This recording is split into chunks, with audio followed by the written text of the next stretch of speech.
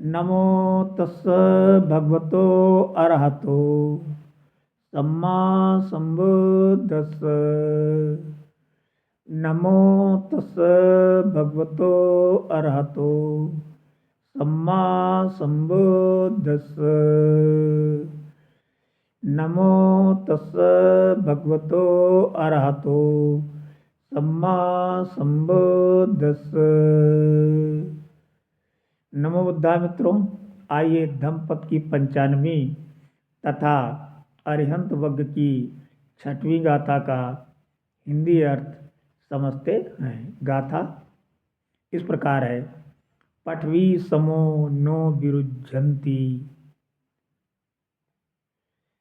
इंद खीलोपमो तादि सुब्बतो रहवोयु अपेत कद्दमो संसाराना भवन्ति तादितो। पठवी समो पृथ्वी के समान, नो नहीं, विरुज्यति विरुद्ध होता है, इंद खीलोपमो इंद कील की भांति, तादि वैसा, सुबत्तो श्रेष्ठ, व्रत वाला, रहवो इव गहरे सरोवर के समान, निर्मल, अपेत कद्दमों कीचड़ रहित, संसारा संसार, ना नहीं, भवंति होता है, तादितो ऐसे पुरुष के लिए, अर्थात जो पृथ्वी के समान क्षुब्ध नहीं होता, जो इंद्रकील के समान तटस्थ व्रत रखता है, जो सरोवर के समान बिना कीचड़ का है, वैसे साधक पुरुष के लिए संसार के बंधन नहीं रह जाते। आइए इसे सारपुत्र थेर की कथा से समझते हैं कि साधक पुरुष सांसारिक बंधन से रहित होते हैं, सांसारिक बंधन में नहीं पड़ते हैं। वर्षा काल समाप्त हो चुका था।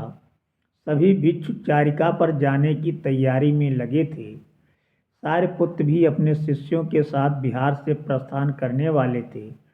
उसी समय एक घटना हो गई।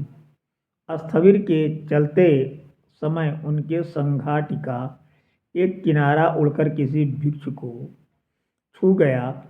उसने इसे अपना अपमान मान लिया। इससे पूर्व भी सारपुत्र ने उसे नाम गोत्र से नहीं पुकारा था, क्योंकि वो उसका नाम गोत्र नहीं जानते थे। उसने इस बात का भी रोष बांध लिया था। उसकी स्थविर के प्रति घृणा बढ़ गई और उसने शास्ता से मिलकर शिकायत की, भंते स्थविर सारपुत्र को आपका अग्रशावक होने का अभिमान हो गया है। उन्होंने मुझ पर प्रहार किया है। अब क्षमा मांगे बगैर ही चारिका पर जाने की तैयारी कर रहे हैं। शाक्य मुनि ने सारपुत्र को बुलाया और उनसे वस्तुस्थिति की जानकारी ली।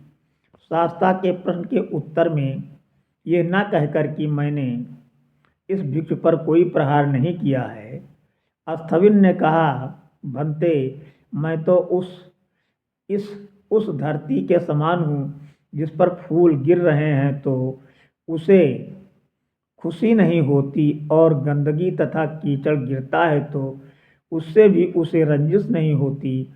मैं तो पाँव के पोछा की तरह हूँ, भिखारी की तरह हूँ, बिना सींग के बैल की तरह हूँ।